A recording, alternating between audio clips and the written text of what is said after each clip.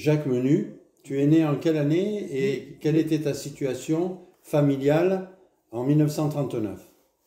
En 1939, je suis né en 1933. En 1939, j'étais sur le domaine familial, c'est-à-dire le domaine de Jarniac. C'est la commune de Malataverne, c'est le hameau des Joannins. Oui, c'est la frontière entre Donzère et... Voilà, c'est ça. Ouais. La propriété, elle est en photo là, si tu veux la voir, c'est la propriété des menus. Ça, c'est... Mon grand-père avait acheté un pavillon de chasse, et petit à petit, ça s'est agrandi. Nous sommes là depuis les menus depuis 1815. Hein? D'accord. Toute la famille Menu est née là. Moi, en 1933, je suis né là. Chez toi? Chez moi. Il y avait énormément de neige, donc ma maman a eu le privilège de garder le docteur 24 heures parce qu'il n'a pas pu repartir. Donc voilà, ça c'est pour la petite histoire. Donc je suis né en 1939, ben, j'étais à la ferme. Mon père était dans la police, donc il n'était pas question, quand la guerre s'est déclarée, de rester à Avignon. Hein, donc je suis monté au Jonin. Hein, voilà. Qu'est-ce qu'on peut rajouter? Donc j'avais 6 ans en 1939, je n'étais pas un grand bonhomme, mais j'ai vécu la guerre, j'ai vécu surtout, j'avais 10 ans à la Libération, j'ai vécu surtout les préparatifs de la Libération et j'ai vécu la Libération. Je l'ai vraiment vécu parce qu'on était dans la cave, cachés dans la cave, et là, il y avait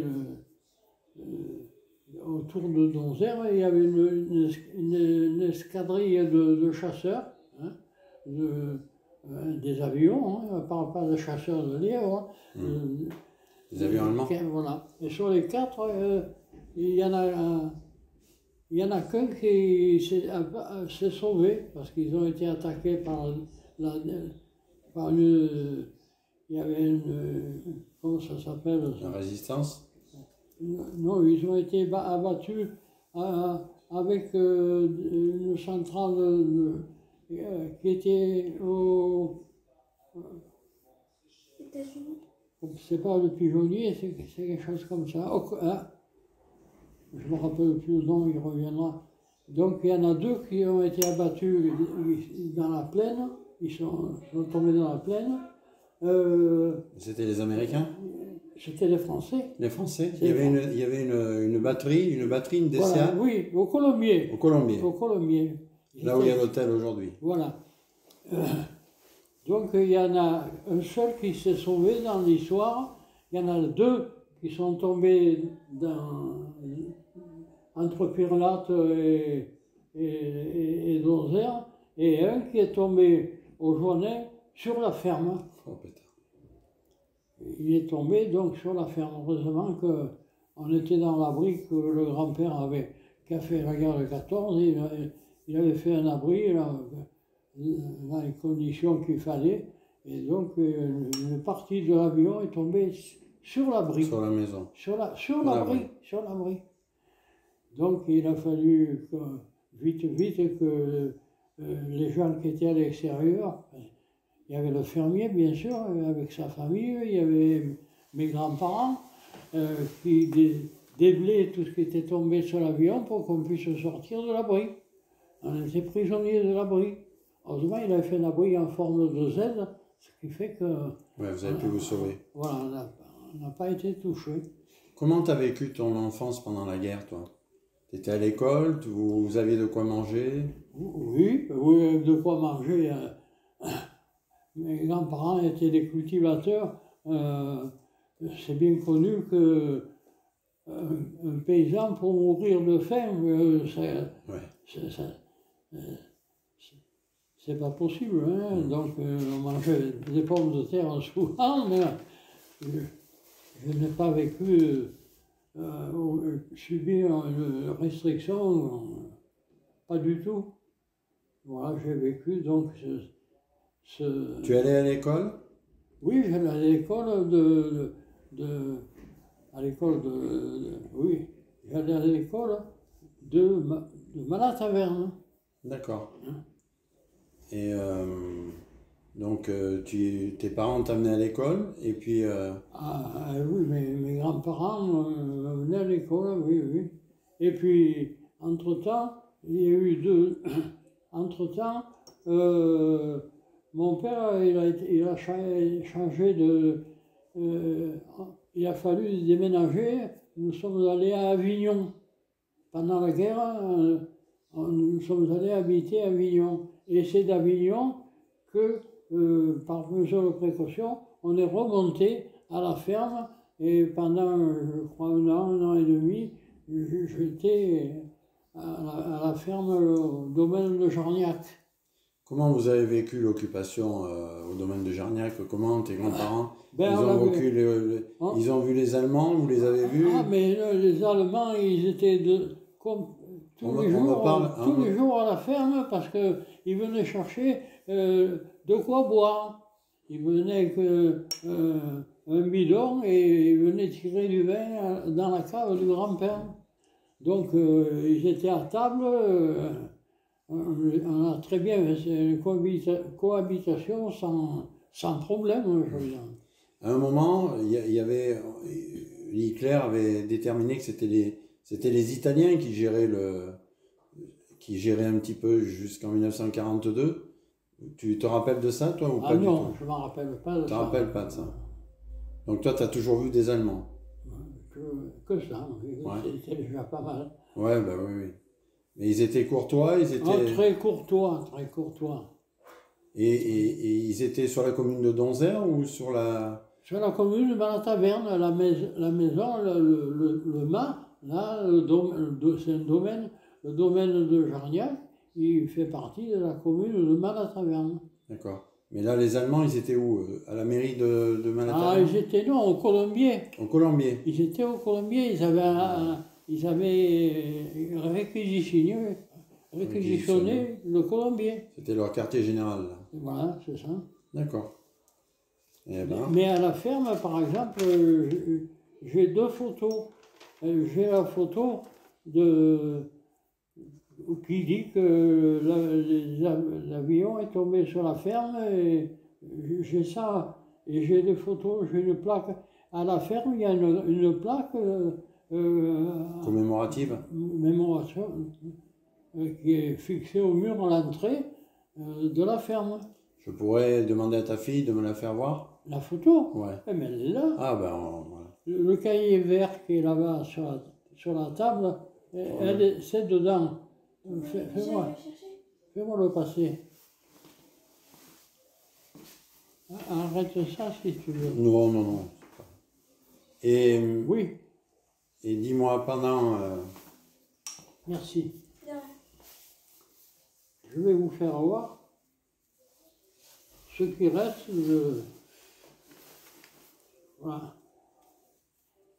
J'ai des petites photos que j'ai agrandies et puis que j'ai pris... voilà. Tiens. Ah, de la plaque. Le colonel Guy Fano.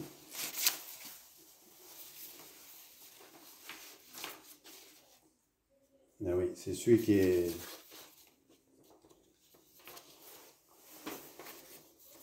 Tu pourras nous en confier une? Tiens, voilà la ferme, et voilà la plaque, elle est là. Tu pourras nous confier une photocopie? Je te donne les deux photos. Ah ben, super. Parce que j'ai la diapositive de... Tu as l'original. Qu'est-ce que je veux dire? Le 27 août, quand les Américains sont arrivés, comment tu te rappelles de ça, toi? Je me rappelle que chaque fois que, quand ça a commencé à tirailler à droite et à gauche, ben, on a occupé l'abri du grand-père, et puis après, le reste, ça s'est déroulé assez vite, hein, ça a duré l'après-midi. Et puis, bon, on a ramassé tous les débris qu'on a pu ramasser, qu'il y en avait de partout. Hein. Ça tirait autour de chez toi? Enfin, Oui, mais ça tirait avant. Disons que la chute de l'avion a clôturé ouais. un petit peu. Et comment tu as vécu les jours après la libération? C'est-à-dire quand la libération a été faite, comment vous avez vécu ça? C'était l'été. On le ramassera après. C'était l'été, oui. Tu le ramassera après. C'était l'été, mais après j'ai rejoint mes parents À Avignon? à Avignon. Voilà. D'accord. Tu avais des frères et sœurs à l'époque? J'avais une sœur, oui, oui. Et elle était avec toi Oui, oui, bien sûr, elle était avec moi. Plus jeune, plus âgée? Ta sœur était plus jeune? 4 ans de moins que moi. D'accord. Bon, toute petite. Mais elle est décédée il y a longtemps. Hein. Et après, après la libération, est-ce que tu as eu des échos sur ce qui s'est passé à Donzère ou pas du tout? Où ils ont failli fusiller des gens, etc. Oui, oui, mais en fait, on ne peut pas dire que ça m'a marqué, ça m'a pas marqué, l'école, je m'en rappelle un petit peu, mais bon, disons que la chute de l'avion je ne gère pas, sur notre tête, Ouais, ça t'a marqué. c'est un souvenir qui s'est imposé. Ouais. Je veux dire, si je venais si je vivais plusieurs siècles, eh ben, le souvenir, il ne bouge pas, lui. Hein. Bien sûr. Je l'ai vécu, donc il est imprimé. Ouais. D'accord. Et donc après, tu es retourné sur Avignon. Oui. Voilà. Et comment te dire, par rapport, pour revenir un petit peu pendant la guerre, est-ce que vous en parliez à l'école ou pas? Ben oui, bien sûr qu'on en parlait, mais enfin, c'est plus pareil. Il y a une page qui se tourne automatiquement. D'abord, le fait de changer d'habitation, les gens que l'on côtoie, après, ils n'ont pas vécu ça. Je veux dire, c'est pas. Hein? D'accord. Alors attends, est-ce que. Voilà.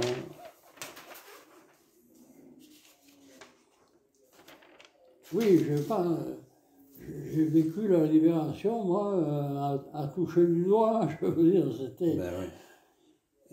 Mais les Allemands, faut le souligner en passant, je pense, les Allemands nous ont jamais fait de misère. Hein. Ils venaient à la maison pour tirer le vin avec. Ils parlaient. Mon grand-père qui avait fait la guerre de 14, il parlait avec eux. Je veux dire, ils faisaient partie de l'environnement, les Allemands. Hein. Ils venaient tous les jours ils venaient. D'accord. Il n'y a pas eu de. Ah non, il n'y a pas eu d'exaction, il y a.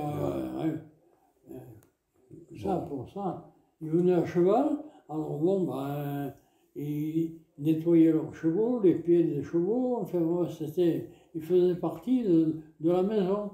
Ouais, le Colombier à chez toi, il y a quoi? Il y a 5 km, même pas. Oui, surtout qu'ils passaient ce qu'on appelle le plan d'Astre, ils étaient de chez moi, de la ferme, si on avait pu monter un pylône, on aurait vu le Colombier. Ok, bon, ben écoute, c'est très bien tout ça. Tu veux rajouter quelque chose sur la guerre ou pas? Non, ben, la guerre, enfin, j'ai vécu ça et je pense que c'est déjà pas mal. Hein, c'est resté imprimé, je veux dire. Hein, Et tu as vécu ton enfance avec cette souffrance, et après tu te retrouves à 20 ans en Algérie. Oui, oui, l'Algérie, ça s'est pas fait tout seul. J'allais à l'école, je n'allais plus à l'école quand je suis parti en Algérie, c'était pas pareil. Je suis parti justement quand je suis que tu venais, je me suis un petit peu lavé la mémoire. Je suis parti en Allemagne. J'ai été incorporé en Allemagne. Ça c'est un truc de malade, parce que les Allemands, il y a eu la guerre chez toi, et d'un seul coup... J'ai été mobilisé en Allemagne, ben, à Chabran, ça s'appelle. On nous a regroupés, puis en train, on est parti. Je suis parti en Allemagne, à Trier, Trèves. D'accord. Trier, Porta-Nigra. Il y a un monument romain qui est noir, tellement qu'il est. Voilà. Trier, Porta-Nigra, Trèves. Ok.